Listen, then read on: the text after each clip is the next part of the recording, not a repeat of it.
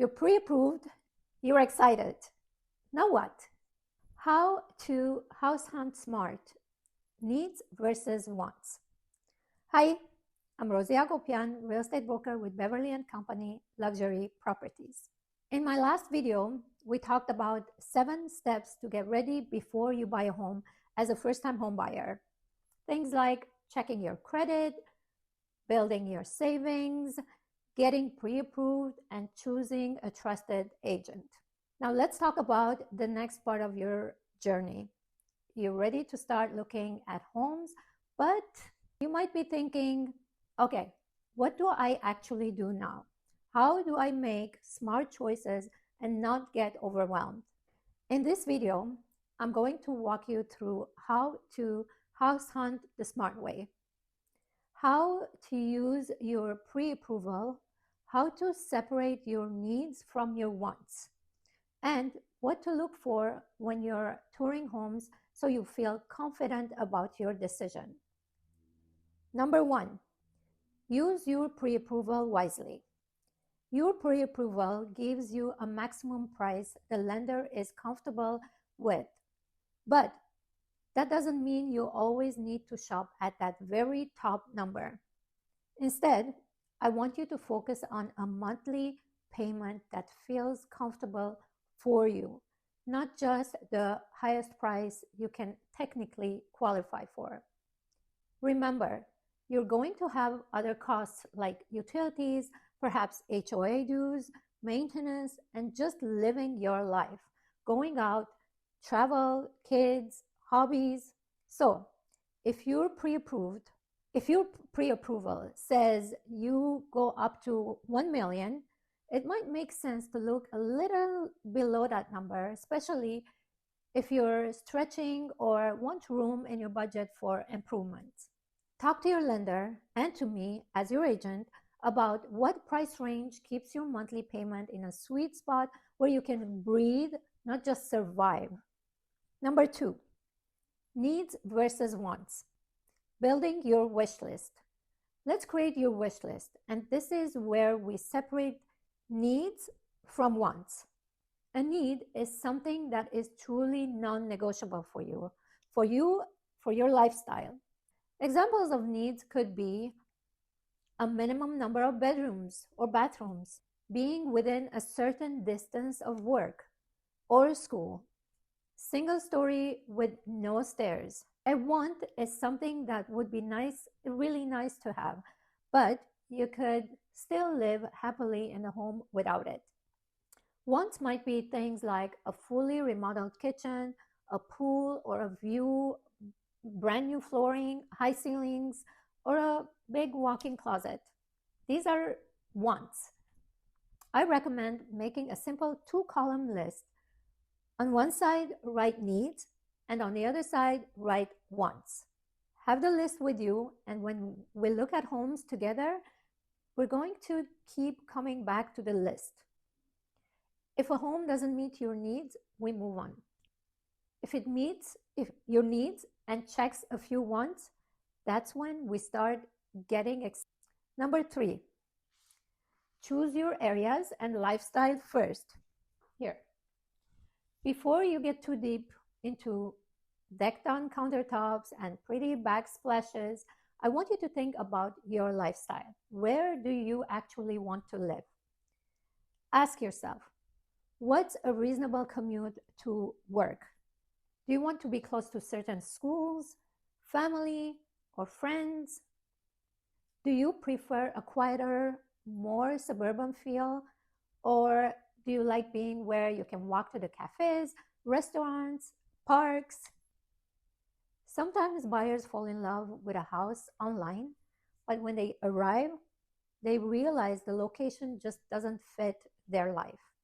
So, in this phase, I'll usually help you narrow down a few key neighborhoods or pockets that make sense for you. Maybe certain parts of Woodland Hills, West Hills, Sherman Oaks, or whatever fits your situation. I always tell my clients it's easier to change paint and flooring than it is to change your location. It's a fact.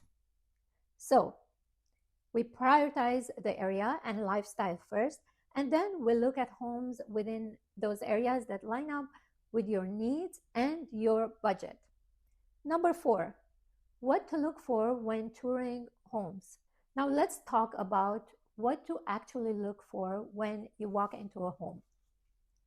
It's really easy to get distracted by staging, decor, or small cosmetic things. Instead, I want you to pay attention to the bones and the feel of the home. Here are some questions to ask yourself during a showing. The layout. Does the floor plan work for how you live day to day? Is there a good flow between the living room, kitchen, and dining areas? Light. Is there natural light, or does it feel dark and closed in? Space. Is there enough storage? Closet space. Noise. Do you hear a lot of street noise, neighbors, or freeway? How does it feel at different times of the day? Parking. Parking and access. Is parking convenient and safe? If there's a garage, is it usable, or is it very tight? Then take a quick look at condition clues. You don't need to be an expert. That's why you'll have an inspection later. But you can still notice. Do you see any obvious water stains on ceilings or walls? Any strong odors that might indicate moisture issues, pets, or smoking? Do floors feel uneven or sloped when you walk? I also recommend taking quick notes on the flyer that I will be providing you. After seeing multiple homes, they can all start blending together, and those notes will help you remember what stood out, both good and bad. Number 5, trade-offs and staying calm in competition. In most markets, especially here in the Valley, there will be some level of competition. You might see a home you like that also has other interested buyers. This is where your needs versus wants list becomes really important. You may not get every single want on your list, and that's okay. If a home meets your non-negotiable needs, is a location where you're happy with and fits your budget, that's a home you to seriously consider, even if the kitchen isn't your dream kitchen yet. When the right home shows up, we may need to move quickly. But that doesn't mean you have to feel rushed emotionally. Because you've done the preparation, you've thought through your numbers, your needs, your lifestyle. So when you say yes to a home, it's a confident yes, not a panicked. Number 6, how I help you in this phase. Let me share a little bit about how I help you, my first-time home buyers, in this phase. My job is to filter out homes that don't make sense for you, point out red flags you might not see at first glance, help you understand value so you're not overpaying just because a home is pretty. Also encourage you to be very honest with me after each showing. If you hated a home, tell me, and tell me why. If you loved it, tell me exactly what it was you loved. The more feedback you give me, the better I can refine the search and bring you homes that truly fit what you're looking for. You're not bothering me by sending listings or asking me questions. That's what I want. That's literally what I'm here for. So if you're a first-time buyer who's already pre-approved, this is your next step. Use your pre-approval wisely. Number 1, get clear on your needs versus wants. Choose areas that match your lifestyle. And learn what to really look for when you walk through a door. If you'd like a simple house hunting checklist or a needs versus wants template that you can screenshot and use on your phone, let me know in the comments and I'll make that available for you. Rosie Agopian, I'd be happy to guide you through this whole process, step by step.